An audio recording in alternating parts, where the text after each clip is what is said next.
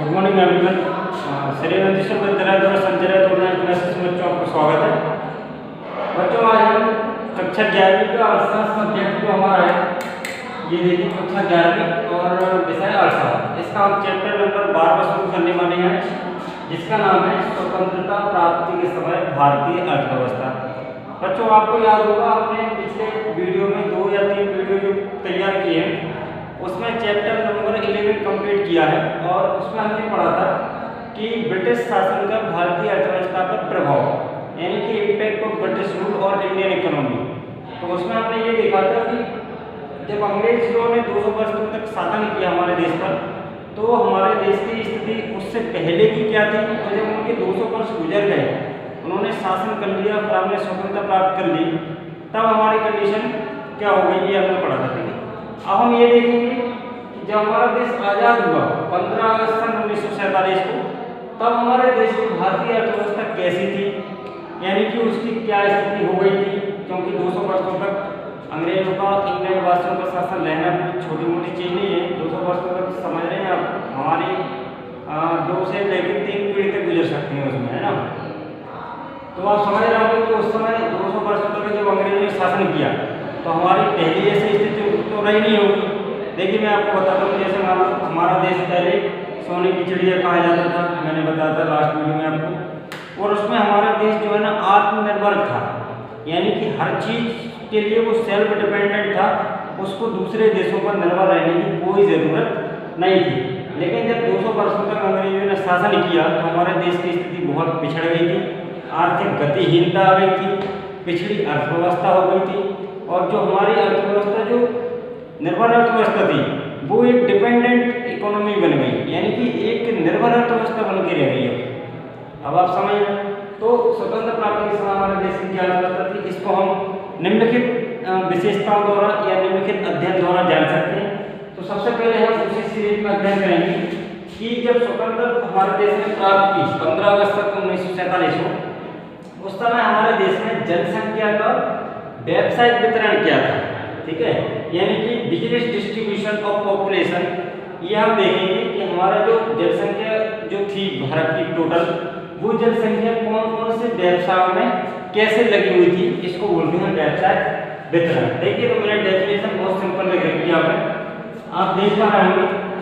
देखिए किसे कहते हैं जनसंख्या का व्यवसाय वितरण। एक देश की कार्यशील जनसंख्या का, कार्यशील जनसंख्या का मतलब होता है जो हमारी वर्किंग पॉपुलेशन है। वर्किंग पॉपुलेशन में क्या रहता है कि जो हमारे माइनर पर्सन्स होते हैं, यानी कि 18 वर्ष की ऊपर की आयु के बच्चे, मतलब जो लोग होते हैं, इनमें अवयस्क बच्चे शामिल नहीं किए जाते, उसको बोलते हैं हमारी कार्यशील जनसंख्या, जो भी काम करने लायक हो। इसमें बच्चे और वृद्ध लोग शामिल नहीं किए जाते। ठीक है, कार्यशील जनसंख्या होती है। तो एक देश की कार्यशील जनसंख्या का विभिन्न व्यवसायों में विभाजन, ये हमारा कहलाता है व्यवसायिक वितरण। ठीक है, तो बच्चों आप ये व्यवसायिक वितरण की डेफिनेशन समझ चुके होंगे, यानी कि जब किसी देश की कार्यशील जो जनसंख्या होती है वो विभिन्न व्यवसायों में बटी होती है, तो उसको हम बोलते हैं किसी भी देश का व्यवसायिक वितरण। ठीक है, तो अब बच्चों आप देखेंगे कि हमारा जो व्यवसायिक वितरण है वो देखिए 3 पार्ट्स में, यानी कि सामान्यतः विभिन्न व्यवसायों को 3 भागों में बांटा जा सकता है। ये बांटा जा सकता है नहीं है, बल्कि बांटा ही गया है। ठीक है, अब देखते हैं हम विभिन्न व्यवसायों में कैसे बटा हुआ है हमारा देश। हमारे देश की जो विभिन्न जनसंख्या है, आप देख रहे होंगे, कोई भी ऐसा नहीं है कि वो बहुत सारे काम करता हो, वो एक प्रॉपर काम करता है। जैसे मान लीजिए हम लोग टीचर्स हैं, तो हमने अपनी सर्विस सेक्टर अपना रखा। कौन सा सेक्टर अपना रखा? प्रत्येक क्षेत्र, यानी कि इसमें हम सेवाएं दे रहे हैं। ठीक है, तो ऐसे ही हमारे बहुत से लोग होते हैं जो कुछ उद्योग भी कर रहे हैं, समझ रहे ना, कुछ उद्योगों में लगे हैं। और जो हमारी 52% जनसंख्या जो है वो लगभग प्रेजेंट में वो हमारी एग्रीकल्चर सेक्टर में है, यानी कि प्राथमिक क्षेत्र हमारा इसमें है, प्राइमरी सेक्टर में। तो आप देख रहे होंगे कि हमारी जो जनसंख्या है वो इनको हमने 3 भागों में बांट दिया। ठीक है, पहला भाग आप देख रहे होंगे प्राथमिक क्षेत्र, यानी कि प्राइमरी सेक्टर। बच्चों प्राथमिक क्षेत्र में हमारे देखिए कौन कौन आते हैं। एक तो हमारे कृषि से संबंधित जो भी बिजनेस है, यानी कि हमारा ऐसा व्यवसाय जो किससे रिलेटेड है, कृषि से संबंधित। और कृषि के बाद पशुपालन, मछली पालन, वन, बागान और एक खनन। खनन मतलब होता है माइनिंग, जमीन में से खोद कर निकालना, ठीक है, जैसे कोयला, हीरा, पेट्रोल, डीजल, तेल, ये सब चीज़ें हमारे खनन में आ जाती हैं। तो आप देखिए प्राचीन क्षेत्र में हमारी ये चीज़ें हैं, यानी कि एक तो एग्रीकल्चर है, और एग्रीकल्चर से रिलेटेड जितने भी, चाहे पशुपालन हो, चाहे मछली पालन, चाहे वन हो, चाहे बागवान हो, चाहे खनन, ये सब आ जाता है, ठीक है। तो कुछ जनसंख्या तो हमारी इसमें डिवाइड है, मतलब ये कार्य कर रही है। और इसके बाद कुछ जनसंख्या हमारी आती है सेकेंडरी सेक्टर में, जिसको बोलते हैं द्वितीय क्षेत्र। तो सेकेंडरी सेक्टर में आप देखिए, इसमें जो हमारे छोटे बड़े उद्योग होते हैं, यानी कि जो स्मॉल एंड लार्ज इंडस्ट्रीज होती हैं, वो इसमें आ जाती हैं। और इसके बाद फिर रचनात्मक उद्योग भी इसी में आ जाते हैं, जैसे भवन का निर्माण, नहर, पुल, बांध, सड़क, इन सब का जो निर्माण होता है ना, वो हमारे छोटे बड़े उद्योग यानी कि द्वितीय क्षेत्र में आ जाता है। और थर्सरी क्षेत्र जो हमारा है, थर्सरी सेक्टर यानी कि तृतीय क्षेत्र, इसमें बच्चों हमारी जितनी भी सर्विस जो होती हैं वो सब आ जाती हैं, जैसे परिवहन यानी कि ट्रांसपोर्ट, कम्युनिकेशन यानी कि संचार, बीमा, इंश्योरेंस, बैंकिंग सर्विस, इसमें अध्यापक, प्राध्यापक सब आ जाते हैं। तो आप देख रहे हैं कि हमारा जनसंख्या का जो व्यावसायिक वितरण है वो 3 पार्ट्स में किया गया है। पहला प्राथमिक क्षेत्र यानी कि प्राइमरी सेक्टर, द्वितीय क्षेत्र यानी सेकेंडरी सेक्टर, और थर्सरी सेक्टर यानी कि तृतीय क्षेत्र। तीनों को आप विस्तार से जान चुके हैं कि प्राथमिक क्षेत्र में क्या किया जाता है, द्वितीय क्षेत्र में क्या किया जाता है, और तृतीय क्षेत्र में क्या था। तो बच्चों ये हमारा जो खाना, तो ये क्या था कि जब हमारा देश आज़ाद हुआ 15 अगस्त 1947 में, तो उस समय हमारी जनसंख्या का व्यवसायिक वितरण कुछ इस प्रकार से था, है ना। और आज भी है ये, कुछ लोग हमारे प्राथमिक क्षेत्र में, कुछ द्वितीय में, कुछ तृतीय में।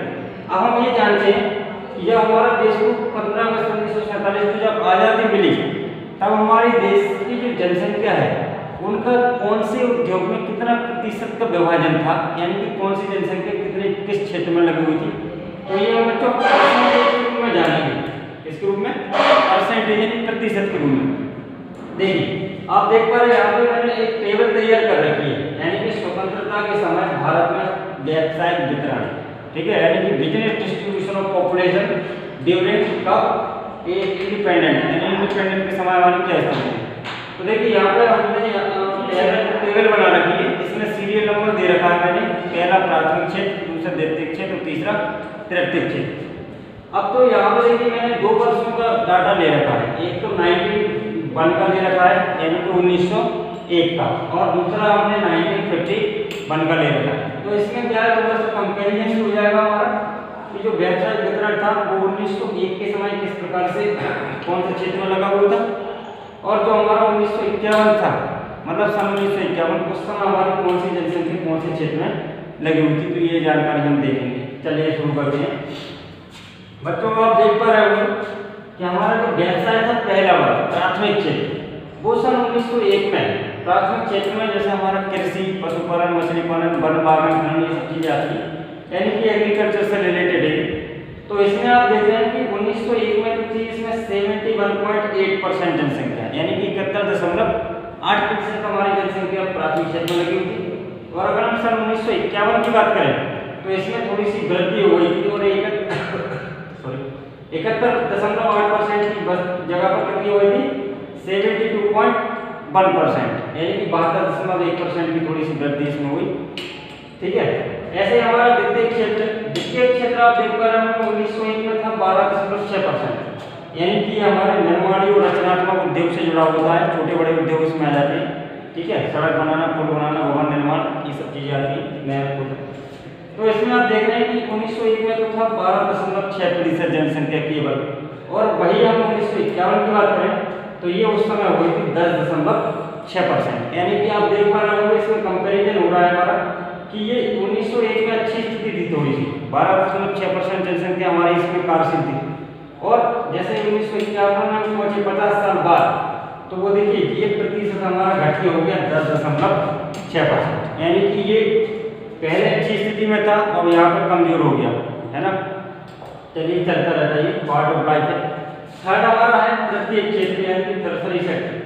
इसमें देखिए आप 50 साल पहले की स्थिति देखिए और बाद की देखिए। 1901 में जो हमारा तृतीय क्षेत्र था वो 15.6% लगा हुआ था, और आज आप देख पा रहे हैं 1951 की अगर हम बात करें तो ये हमारा 17.3% जनसंख्या इसमें कार्यशील है। यानी कि आप आज ये समझ चुके हैं कि स्वतंत्रता के समय भारत का जो बिजनेस डिस्ट्रीब्यूशन था वो किस प्रकार से था। तो हमने यहाँ पर कंपैरिजन भी कर लिया कि हमारा 50 साल पहले की स्थिति क्या थी 1951 से और 1901 में, तो ये हमारा कंपैरिजन भी हो गया। अब आप देख पा रहे हैं कि मैंने प्रतिशत के रूप में निकाल दिया है आपका, ठीक है, 100% की पूरी कार्यशील होगी। तो बच्चों आज की वीडियो में हमने ये जाना कि स्वतंत्रता प्राप्ति के समय हमारे भारत की क्या स्थिति रही, यानी कि हमारा व्यवसाय जो वितरण था जनसंख्या का वो कौन से क्षेत्र में किस प्रकार से रहा, ये हमें जानना बेहद जरूरी था।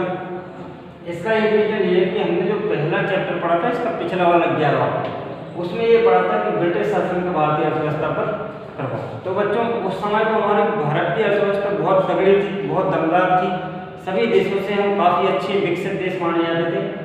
लेकिन आपको मैंने जैसे बताया कि 200 वर्ष लगभग 200 वर्षों तक अंग्रेजों ने हमारे देश पर शासन किया।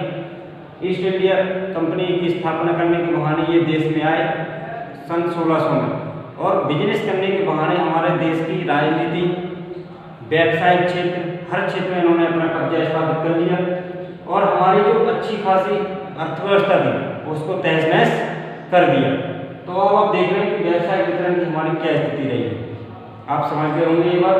तो बच्चों अब हम अगला जो इसका अगला चैप्टर हम पढ़ेंगे यानी कि जनसंख्या की विशेषताएं, जनसंख्या की व्यवसाय वितरण की विशेषताएं। तो हम मिलते हैं अगले वीडियो में, तब तक आप नोट्स बनाते रहिए और वीडियो को पॉज करके एक बार और समझ लीजिए।